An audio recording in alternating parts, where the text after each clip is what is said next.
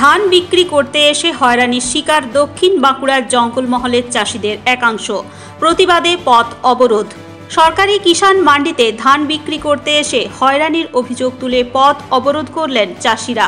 বুধবার বিকেলে রানীবাঁধ ঝিলিমিলির রাজ্য সড়কের ওপর রানীবাঁধের কিষাণ মান্ডির সামনের ঘটনা। কৃষকদের অভিযোগ, এদিন ভোর থেকে রানীবাঁধের বালাখাড়ে অবস্থিত কিষাণ মান্ডিতে ধান বিক্রি করতে পৌঁছে গিয়েছিলেন। প্রায় সারা দিন অপেক্ষা শেষেও গাড়ি আসেনি, অজুহাতে ধান কেনা হয়নি।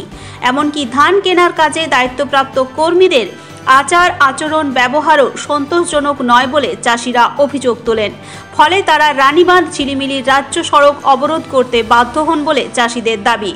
এদিনের এই অবরোধে জেলার জঙ্গলমহলের অন্যতম গুরুত্বপূর্ণ এই রাজ্য সড়কে যান চলাচল সাময়িক ব্যাহত হয়। পরে রানীবাঁধ থানার পুলিশ অবরোধস্থলে পৌঁছায়। পুলিশি আশ্বাসে অবরোধ উঠে যায়। এ বিষয়ে এলাকার চাষিরা কি জানিয়েছেন শুনুন। মানে ভোর 3টার থেকে ধান নিয়ে এসেছি এখানে। আমার বয়স আজ 64 বছর হলো। এমতো অবস্থায় আমার ওষুধ ফসুল কিছুই আনিনি ঘর থেকে, এবং হাই প্রেশারের পেশেন্ট আমি, এবং কিডনির পেশেন্ট, দুটো মানে রোগের পেশেন্ট আমি। আমাদেরকে সকাল থেকে আমরা বলছি যে গাড়ি এই আসছে গাড়ি এই আসছে, তথাপি গাড়ি আমাদের আসে নাই, এবং আমাদেরকে সেরকম কোনো মিষ্টি কথা আমাদের কাছে নেই। যেখানে যারা চার্জে আছেন, হ্যাঁ, এবং কি আমরা পথ অবরোধ করছি, সবাই মিলে চাষিরা বাধ্য হইলাম। এবং পথ অবরোধ করার পরে থানা থেকে লোক এলেন, উনি বললেন আমরা দেখুন আমাদের এই অবস্থা, এটার জন্য আমরা পথ অবরোধ করেছি, আমাদের অন্য কোনো মানে অভিযোগ নাই বা অন্য কোনো আমাদের প্রবলেম নাই। তাতে ওনারা বললেন পথ অবরোধ ছেড়ে দাও, আমাদের ওনাদের কথা মতো ছেড়ে দিলাম। ওনারা বললেন ঠিক আছে, আমরা দেখছি কিভাবে কি করা যায়। এখনো পর্যন্ত কোনো শুরু হওয়ার কোনো ব্যবস্থা হয়নি।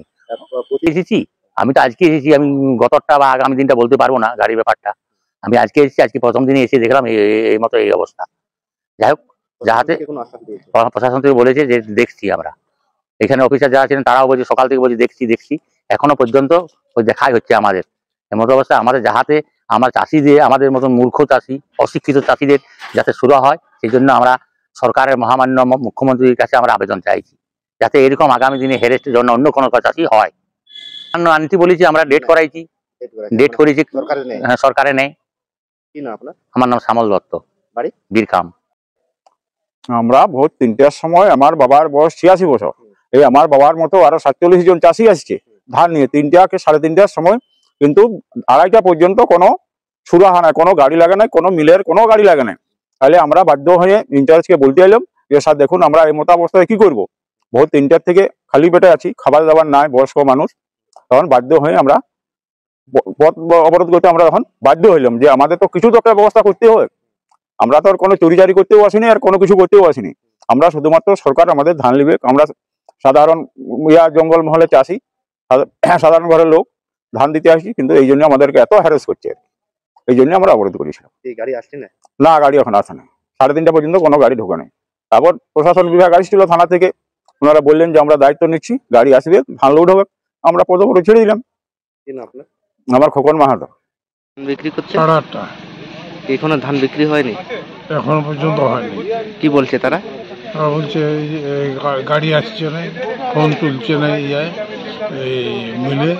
তারপরে পথ অবরোধ করার পরে এই থানা থেকে প্রশাসন এসে ফয়সালা করলেন, বলে গাড়ি আনছি, ফোন করে গাড়ি আনা।